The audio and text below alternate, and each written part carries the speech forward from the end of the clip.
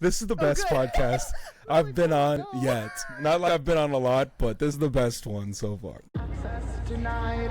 Access denied.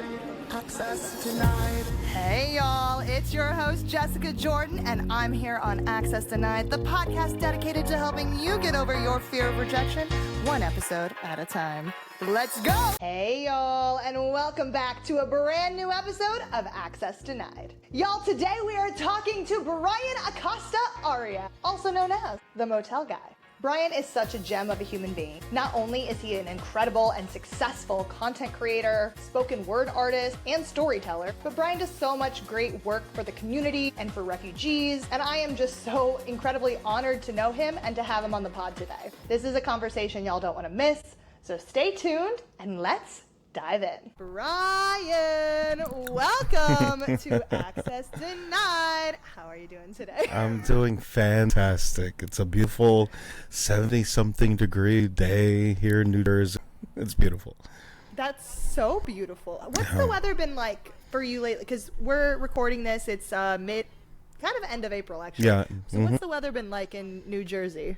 Just terrible for the most part. And then Easter rolled around and everyone went outside, me included, and we've been enjoying these last few days. Yeah, something just kicked in, and it's been beautiful out. No, the reason I asked, because I'm in Chicago, it's Right. been miserable all spring. Yeah. It's not been spring. Right. Same. It was like 50 degrees a couple weeks ago. It didn't make any sense.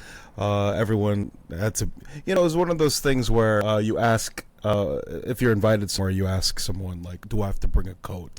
And then you end up always bringing coats. Always have a coat. I've learned that the hard way. Yeah. It was truly, like 2 weeks ago here, it was 70 degrees one day, and like the hope was there, right? Like we're finally in it.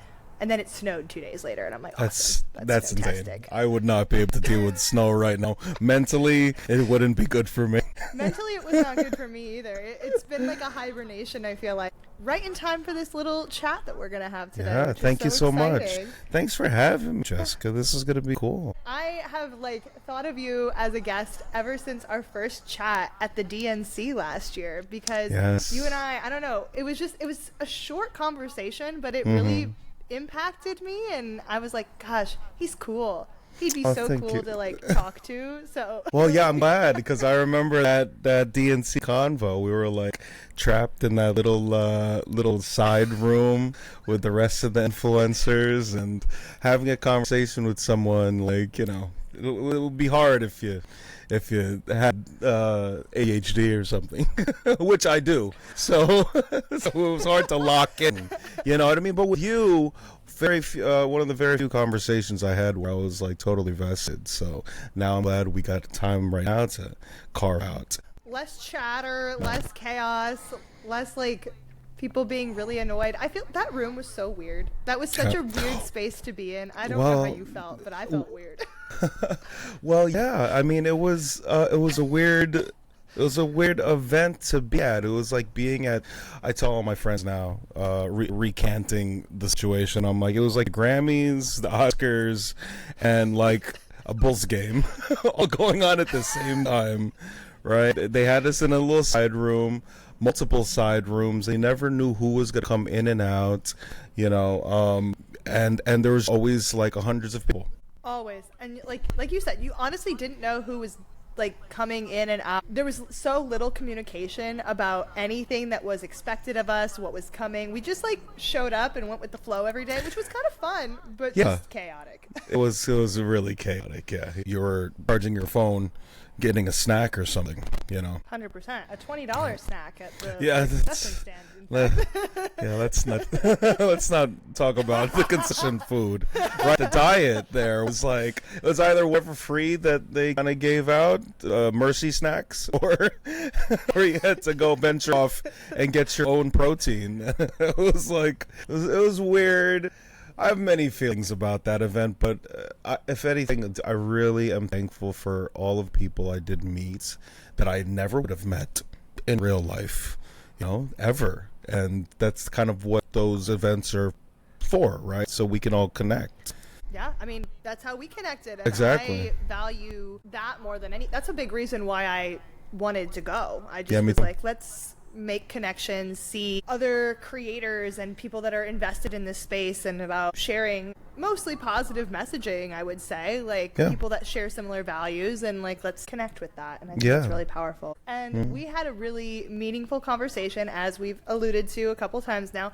But before we get too deep into my questions for you, will you introduce yourself to the listeners? Yes, hi, I'm Brian Acosta Arya, also known as Brian the Motel Guy on the interwebs. I am an entertainer, a performer, I'm an actor, writer, and I'm also your motel guy. And there's love more that. to that, of course, but that's me in a nutshell, pretty much. Yeah, I live in New Jersey. Okay, great state of New Jersey.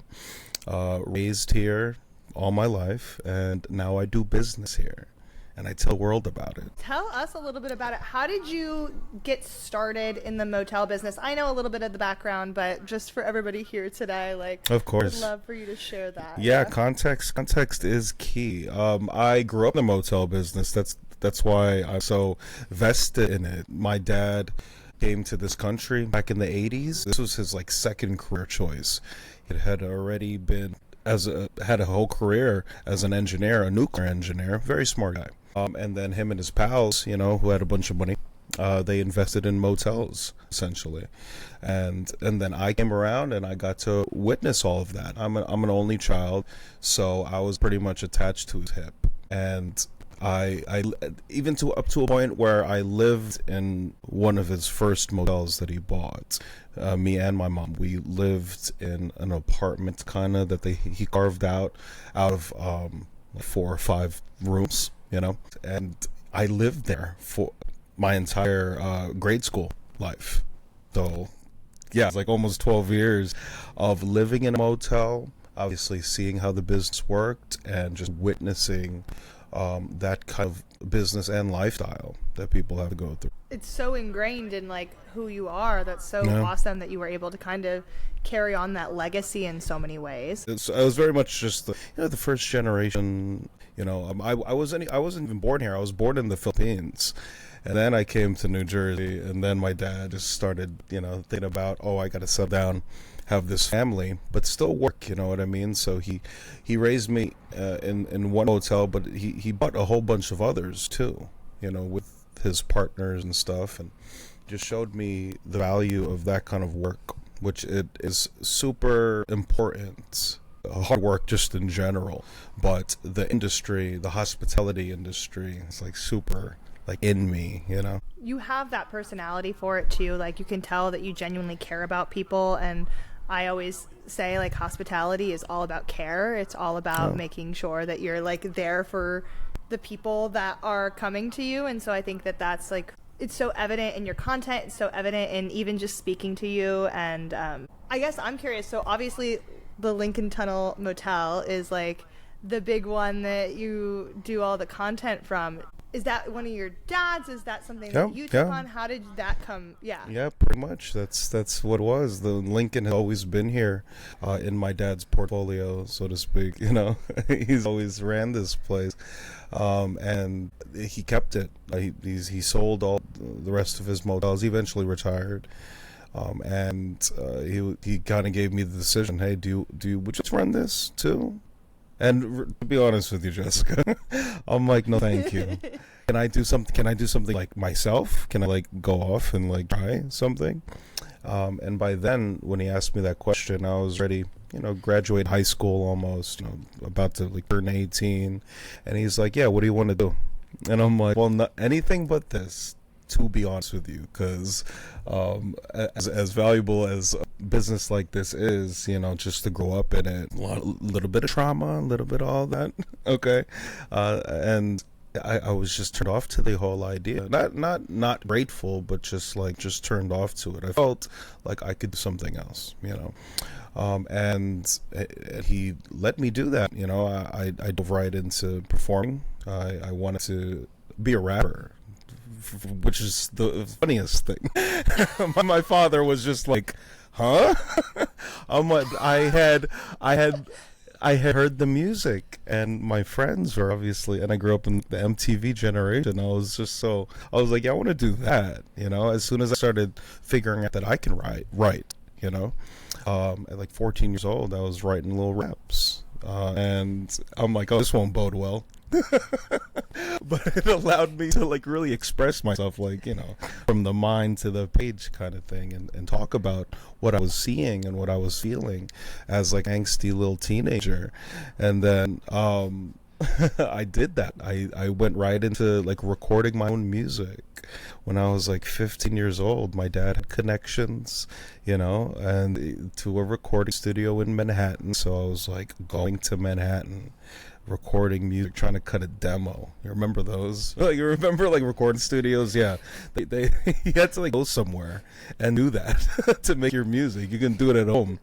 So like, my dad would like take me to the recording studio. Like, it was the weirdest sight to see. My dad, 6 foot tall indie man, me, tiny Asian presenting person, and he would like take me to the recording studio and cut these like records.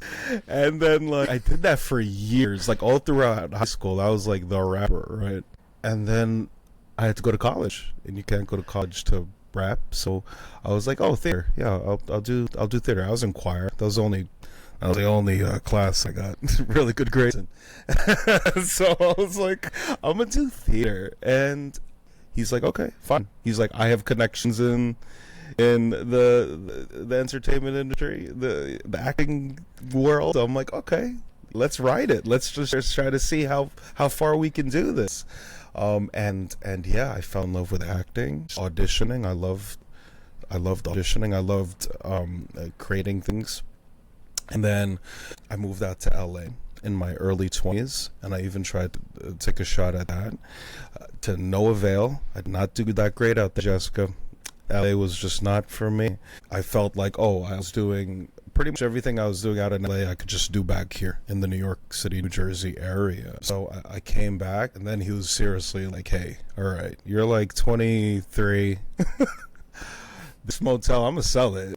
I'm like, damn, okay, bet. I will work at this motel, but I would like to also keep auditioning. He's like, yeah, take the night shift, and then the day you can go audition. And I'm like, okay, I will do that.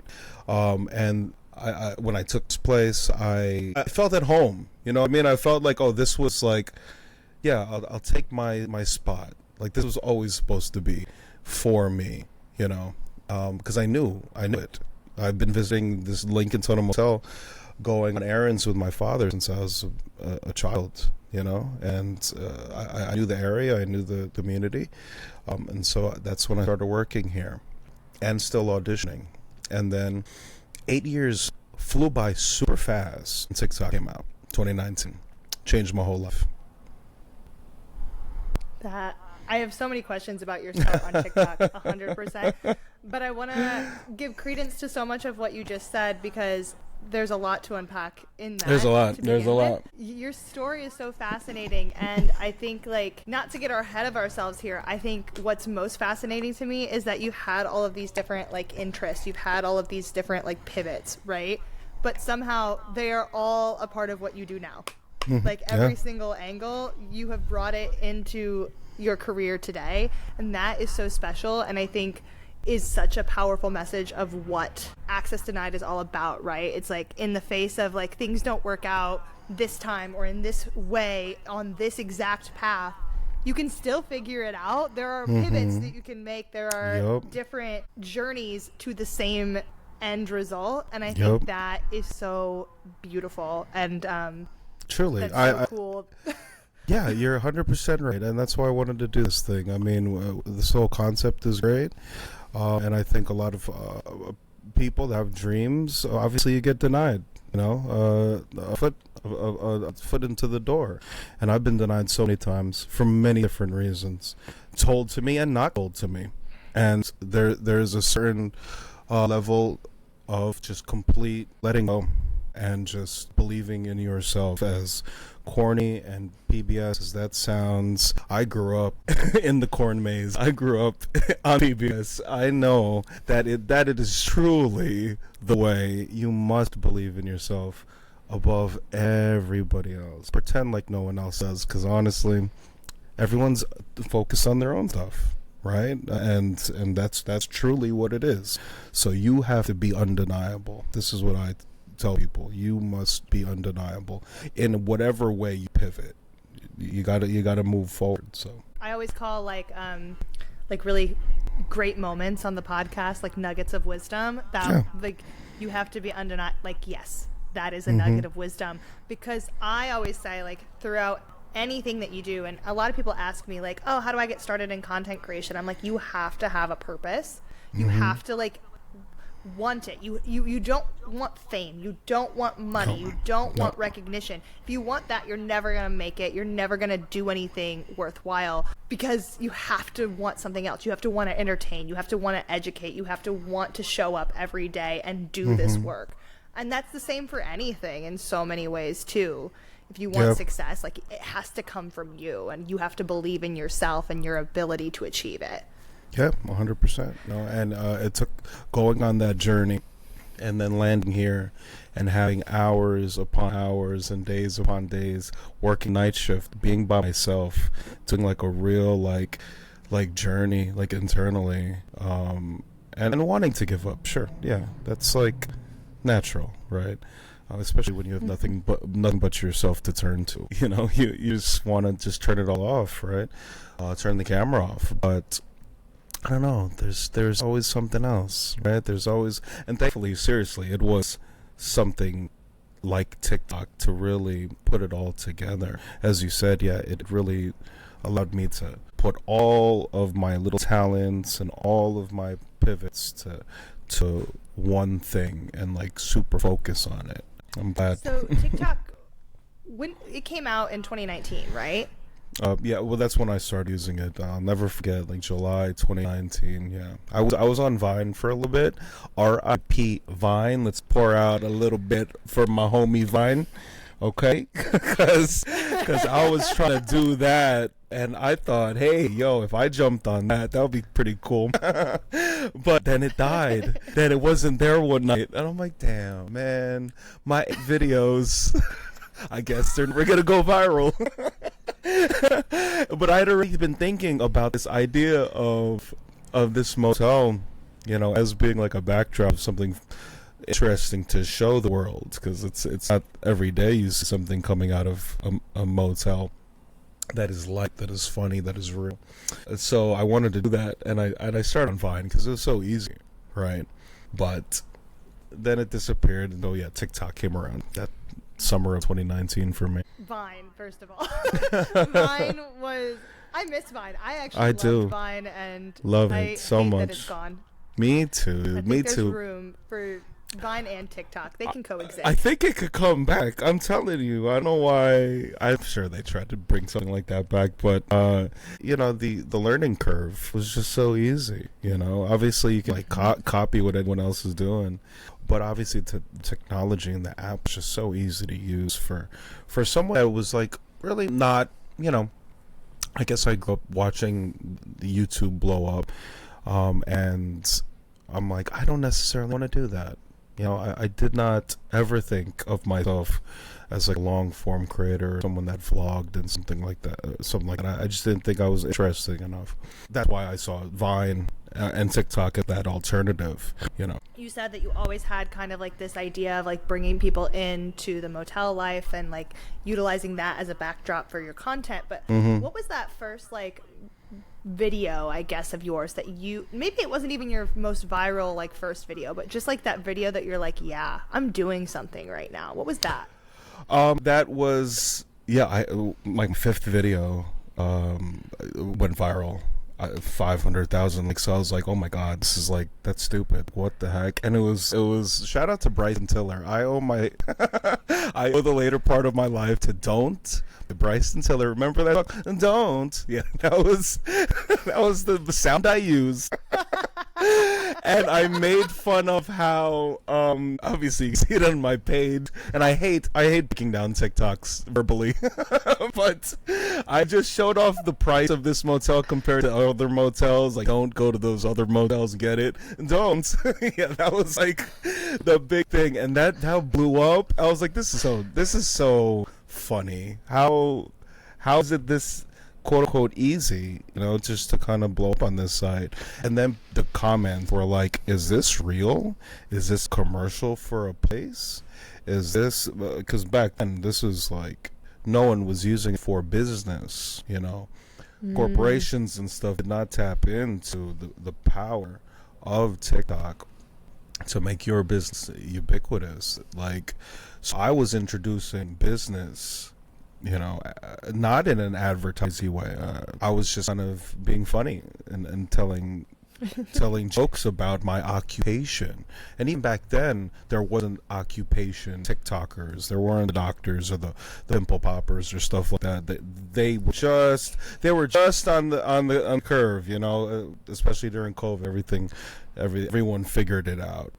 But I say that I was, like, to my knowledge, one of the first people to really bring my life and everything about it on TikTok. That's so cool. What a legacy that is in and of itself, too, because you're like, I wasn't even on TikTok until mid 2020. And by that point, it was obviously very saturated already and everything, because as soon as the pandemic hit, I feel like that's where everybody went. I just am from the middle of nowhere and didn't figure it out until much later. But that all being said, like, it's so impressive that you, like, had this idea, brought it to life, and have consistently done so over the last several years, and have made it, like, such a big part of who you are. And not only that, but something that I, like, again, bringing all the pivots together, right? Something that I love about your content is when you add in your spoken word and your poetry and your freestyle, right? To that stuff. Like, I watched one in preparation for this interview where you were talking about, like, being welcoming to everybody and all of that. And I just thought, like, this is beautiful. This is, like, I was getting emotional listening to it. I was like, this is so good. This is so good. And I think that's great because, like, starting with comedy and then pivoting to being able to do both, right? That's hard to do in the creator landscape. Like, when you're known for one thing and then being able to do multiple different angles, that's so impressive.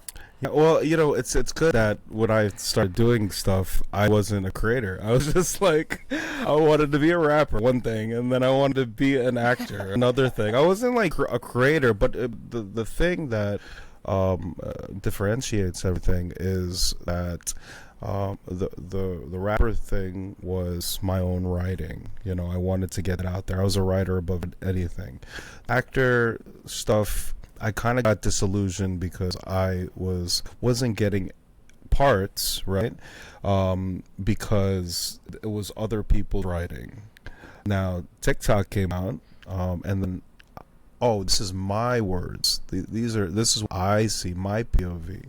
I took my narrative, and used it like that, right? I wasn't using somebody else's. I love how you started that, and, like, because you were like, I wasn't a creator.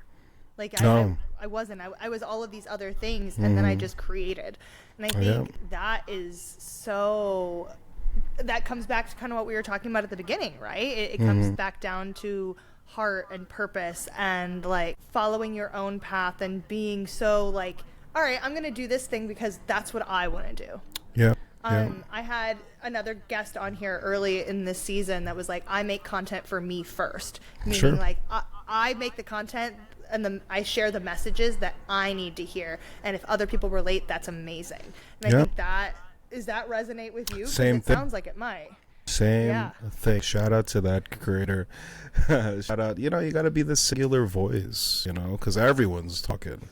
Everyone wants to just put their voice out into the echo chamber, but you gotta, like, really own yours and proud of yours. That's the only way to stay motivated. And of course, if it's about, like, life and how your life is, like, progressing, then that's what you're showing. This is my life. and as long as you're willing to show your life, then that's what will be presented on screen. One thing we're talking a lot about is obviously self-motivation and like self-support in many ways, but something that stood out to me in your story is how supportive your dad was throughout all of your journey. And I guess like I would like to know what your guys' relationship is like now, and like now that you're doing TikTok, does he have TikTok? Does he watch TikTok? Oh no, my dad is an 80-something-year-old man. He's very much like he's West Palm Beach, Florida, just hanging out. He has no vested interest in what I do now, because he did that. He did that dad thing. He took me to the auditions, and he took me to any performance that I did. Like, he was there literally waiting in the car. I need to write a poem about this, because it's you know, that's the only way, or else it's really difficult to kind of do it any other way. But I'm very grateful to have had that during the formative years, so now I could just like keep going and always like bigging him up and giving him props, because and hopefully encouraging others out there. You know, you got to be in that person's corner in your life. You really do, because they will soar, they will fly. And I think deep down, my dad knew that. It was more than just an obligation. It was like, oh, he's got to do something. And people used to come up to him all the time and tell him you should be so proud of him, you know. And I would hear that. And so, like, my dad is just chilling right now. He's like, I kind of expected all this, Brian. You better have made something out of this, cause he used to take me to everything and just sit there and not understand a lick of what was going on. But still supportive, just still clap in the audience, and I love him for that. But he is still very much around, just not in this state anymore. Retired for real. Good for him, honestly. Like, that's the dream, right? And honestly, I love hearing how supportive he was. I have a two-part question for you. Sure. Do you think that his endless support and taking you to these things, like you said, he was waiting in the car and going to things that he really didn't understand, but was showing up for you and making your dreams happen, do you think that gave you the belief in yourself that has like driven you throughout your career and your life? And if yes, what would you say to people that maybe haven't had that foundation of support, that they can bolster their own sort of fire within? Yeah, that thing really propelled me and kept me motivated. Like, if I was down, my dad would be like, don't take it personal, you know, just keep going, just keep focusing, because he was big on gambles and taking risks, investing in businesses that may or may not fail. Like, he knew what it was about. You do have to believe in yourself. And if, in terms of people that, you know, don't have that, then seek the people around you that are trying to go for that dream, that goal. Remember, as I said, he came to this country wanting to invest in things, but he wasn't going to put up all the money. He, of course, needed his friends, who also were not in real estate in any way. They all owned restaurants and things of that nature. That wasn't their industry, but they all just pulled some money together and said, fuck it, let's see what happens. You know, it's a risk, it's a gamble, but so is pretty much anything you do. Thankfully, he had the people around him like that. And so for the people that do not have that readily available, you will meet creators. Look, I'm talking to you right now, in those unexpected places, and really lean on those people that you meet, and, you know, become friends. We can, you know, and open up and talk to them, because you'll never know how your lives parallel, and that's really cool. I'm super enriched by all of the fellow rappers, actors, poets, influencers that I meet, because I'm like, you know, my story is yours, your story is mine. Let's keep going, you know.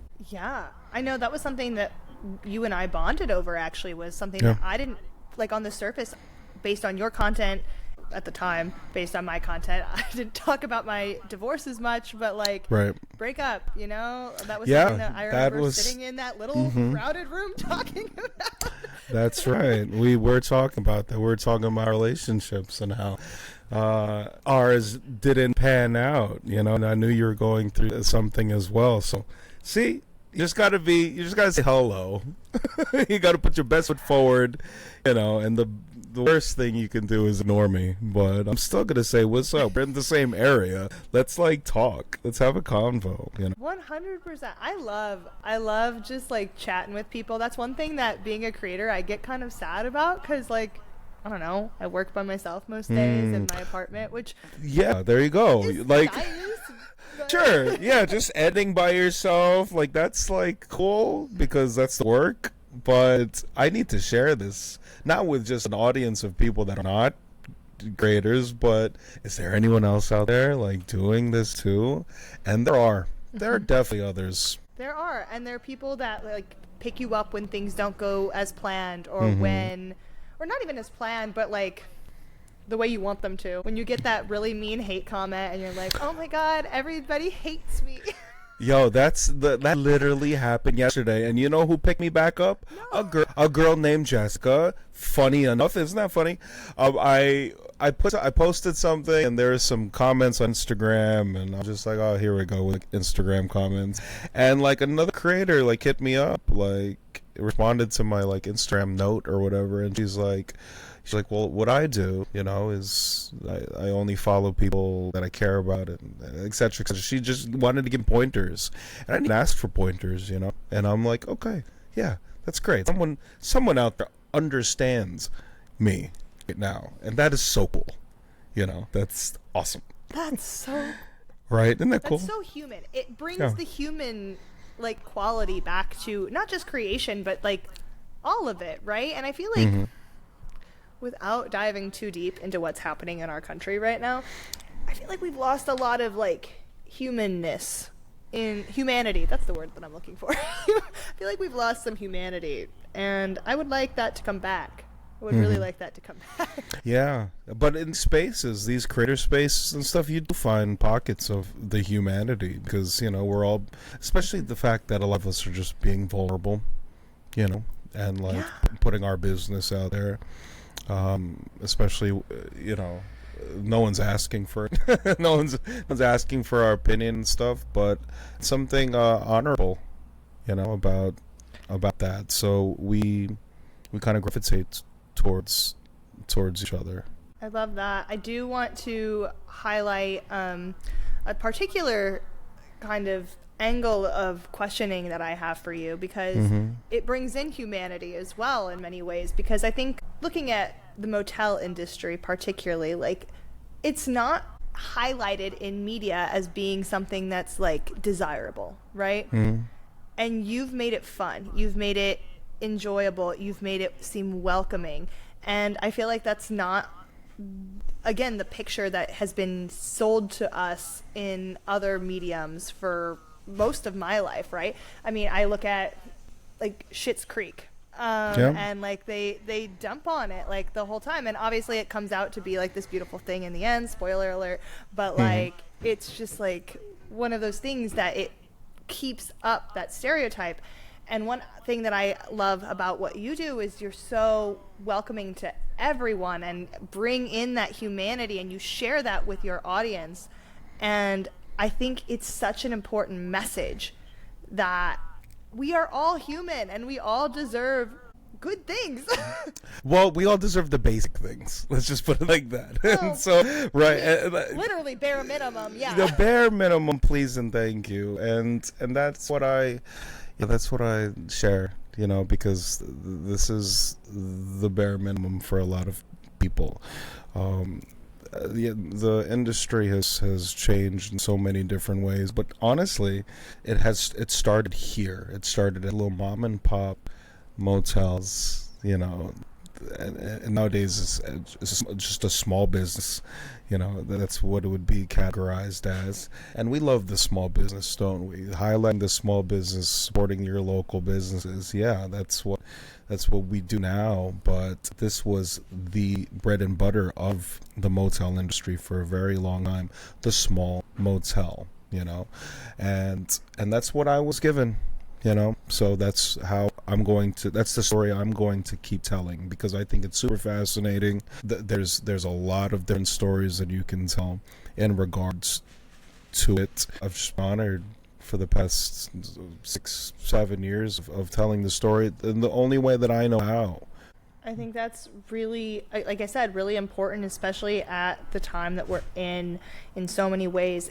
You bring humanity back to the conversation and show that, like you said, the bare minimum, the basics. The basics. Everybody deserves the basics. Yeah, totally. I don't care your background, what you're going through, whether there's addiction or crime or what, like it is everybody deserves the basics. And yep. It's amazing what happens when at least the basics are met, right? Like there's like a whole scientific study on that too. Just talking about the travel industry and the hospitality industry. Yeah, it's a lot of gloss and, you know, the destination places. That's one thing. Sure. I mean, we all see it. We love to see it. We love that there's creators for that kind of talk, you know, like the good stuff. But me, there needs to be room for conversation for everything else. Doesn't that make sense? That's the only way that I can think about it. If you can talk about going to, you know, these are the top 10 nicest motels in America, there needs to be the other side of it.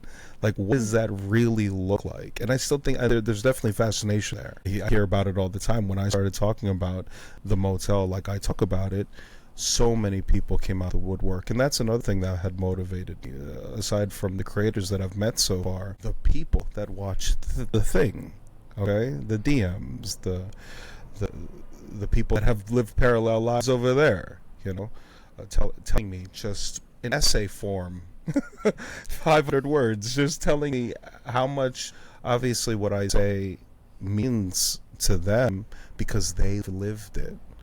And once you really start talking and creating that dialogue, oh my gosh, like that should motivate anyone to keep talking about it, because you're speaking for so many people that never told their motel story. Well, that was actually going to be one of my next questions, because I think TikTok opened up a platform where people could be real a little bit more, like talk about the realities of life and not put a gloss on it. Like, I think Instagram has this like history of like you put a filter on it and everything's like shiny. It's your highlight reel, right? TikTok's the real shit. That's where like things really get opened up and people can have perspective into not just the glossy best of the best experiences, but the real everyday stories that people have to share. And I guess like I wanted to ask you, like, what has the response been to that for you? Because obviously that's, again, new to social media in the last several years. Like, has that been relatively well received on your end? And it sounds like it has, which is amazing. It's one of the only things that keeps me going. Okay, like there's no better reward than being able to hold space for people that have gone through so much in their life, and a motel like mine and like the ones that my dad ran played such a vital, important part of their lives, and they just want to reach out and be like, hey, thank you. Like, I remember a place just like yours and how nice those people were that ran it. And I'm so glad that is still going, you know.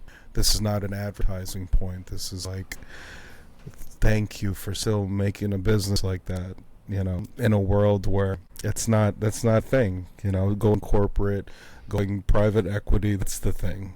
And the people really appreciate businesses like this, because this is not in the stockholders' interest, you know, and people, not everyone can hold stocks, but they do have a story about a place like this, so they respond since the jump, since the Bryson Tiller TikTok. since that they've been telling me their whole life story and I'm so thankful that the motel is part of it. It's one of the chapters. As like a creator who does poetry and rapping and like is a storyteller, right? Like, I imagine in the motel industry you've come across so many stories. Do you utilize that in your own content, you think? Yeah, I do. I have, because it's not just my story. because I could talk endlessly about the things that I've seen personally, but obviously working here for over a decade as a manager, I've retained a whole bunch of stories. And that 8 years until TikTok did come out, I was just like, I gotta put this situation in my back pocket until I have time to talk about. And then the time came. So TikTok is potentially on the fritz, as we know. It's been up in the air for a while now. Obviously there's other social media, but what do you think your next endeavor is for yourself beyond social media? Would you write a book? Would you make a feature film? Because with the acting, I don't know. You're wearing a director hat. Is that what it says on it? This is a homage to my supporters. Shout out Laura. She bought me this hat. She's all the way in Detroit. She works at a hotel. She sent me this one day out of nowhere. And the note saying, "You are a director." And I was like, "Oh, thank you." I guess. So I wear it a lot. I love this hat so much. But in terms. Hat. Thank you. I don't know. I wouldn't have bought it by myself. So yeah, thank you. It reminds me all the time of how much I've shared with the world. And you are the director of your own life, Jessica. We all are. And so that's what this means for me. And in terms of directing my own thing, that is definitely been talks for a long time. For the past few years. Now I'm just trying to gather a team of people with the same vision, and of course writing it. And speaking of writing, a memoir has been presented to me, an opportunity to do that from a publishing agency. So I never thought I'd be that guy, but it's an opportunity to leave an indelible mark. When if a platform like TikTok goes away, you still have other mediums to speak about it. I mean, I think you've already made a mark beyond TikTok, to be quite honest with you. I do. I think that your story resonates with so many people and has impacted so many people that it goes beyond one singular platform. But at the same time, I'm so excited to hear that you're in the works for these things, because your story just lends itself to both of those, right? You have so much to share about not only your own journey, but just the life that you've lived and the people that you've met, that I can't even imagine how amazing both of those are going to be. Yeah, I'm excited. And it's for now that there's a base, now that there's supporters, I know, forget box office sales. This is or ticket sales. I know that's who I want to reach. They've been asking for something like that, and I'm like, okay, so this is for you. That's who I do it for. What a great way to end the basic conversation portion of our interview today. But I do have my 4 hard-hitting questions that I ask every guest. Oh boy, okay, hit me. Not too hard. But I'm raced. I'm against law. Go, tell me. Yes. Tell me. Question number 1. Okay. Super serious. When you're feeling down or rejected or just not having the best day, what is a song that you can put on that will instantly just boost your mood a little bit? Okay. Probably, you know what? Nowadays, I mean, Luther, Kendrick, something about that beat is just so fire. And I just turn that up. Sounds great in the car. It's the lyrics are pretty cool too. SZA singing about, I'm gonna lift you up. We're gonna lift each other up. I'm like, yeah, that's a great song to bump. No, that's amazing. Great song choice. Love Kendrick. Yeah. Love SZA. 10 of 10. Love. Yeah. Question number 2. Similar vibe, but I call this, what is something that's in your rejection rescue kit? So you get knocked down a peg. What's something that you can do, an activity, use it an item, something that you reach for, something that you go to when you're kind of feeling upset? Open mic. ASAP. Yes! ASAP. Shout out to all the open mics. Shout out to the New York Poets Cafe, an organization that I host open mics for and I perform with regularly, and the whole New York City poetry scene. I know there's one in Chicago as well, but I lean on that. I've leaned on that since I was old enough to get into an open mic. You know what I mean? That was just so integral. And obviously the people you meet on various journeys of their or various areas of their journey. It's just so uplifting. Like, you're all there for each other. There's 4 people. We're all watching each other do our bit, our set for 4 minutes, and you feel good. You feel good after it. Like, regardless of how the world is outside, you're a little star for a second. And so the open mic is so valuable for me. And there's always an open mic somewhere. Always. In a bar, in a whatever. You got to tap in. I love that. I believe in the power of storytelling. I believe in the power of everybody's individual stories. And an open mic is a perfect way to share your story. Also, when I was in New York, I know you invited me to come to yours, and I was so sad that I couldn't. It's okay. It's okay. Every Monday, you got a pub. We got a slam for you to go to if you're in the city, okay? Next time I'm there, I'm reaching out. Hopefully it's a Monday, fingers crossed. Not that I go to New York that often, but next time. Question number 3. What is the last thing that you did scared? Ooh, that I did scared? I've done everything, and nothing scares me anymore. That's the cool thing. But doing the podcast, okay. Is that a thing? I haven't interviewed in a year, so like, and I always approach them like, what am I doing? Like, what am I gonna say? And and that's someone that watches interviews a lot. I watch a lot of celebrity interviews, stuff like that. How could you not? It's so interesting, just the concept and the tea that's spilled. And so I'm like so honored that I get a chance now to do it. So I was a little trepidatious, let's just say, before we pressed record. I hope it's not been that scary, the This is the best process of it. This is the best podcast I've been on yet. Not like I've been on a lot, but this is the best one so far. Yeah, dead ass, as they say. Brian, you're going to make me cry. That's so sweet. Thank you. I'm so glad that you have enjoyed this and have felt it was good, because I try to make my guests comfortable, and I want you to not be scared, but I get why you would be. Press at any level is just scary. The weirdest, not normal thing, and I don't have PR agent or a handler to tell me what to say, so I wouldn't want one anyway. But yeah, so it's kind of freestyling all of this. Yeah, it's scary, it is, but thanks for this. Of course. I mean, I've never been through media training. We're all out here just doing it. Just going for it. It's so cool. It is. We're all just like, well, yeah. This is me. Like, this is me. Like, this is me. I'm saving money on having a PR person, but this is way better than some podcasts that I have been on. So, thank you. Well, I'm so glad. I'm so happy to hear that. And with that said, I'm to my final question for you, Brian. What is your final nugget of wisdom that you would like to leave the listeners with for today? Do it now. Do the thing now.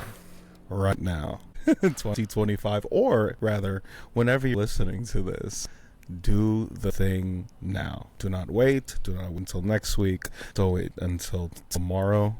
Because that obviously is not guaranteed. Regardless of the state of the world, you must do it. Whatever that thing is that you've been trepidatious about, no one is going to guide your hand to do it. You must make that first muscle movement to the thing that you want to do. And it has to be now. It has to be now. I love that. I got chills when you first said that. I was like, ooh. Yeah, that's the only way. There's so much power. I was listening to another creator recently that was like, one of the biggest things that gets in people's way is that they overthink it too much.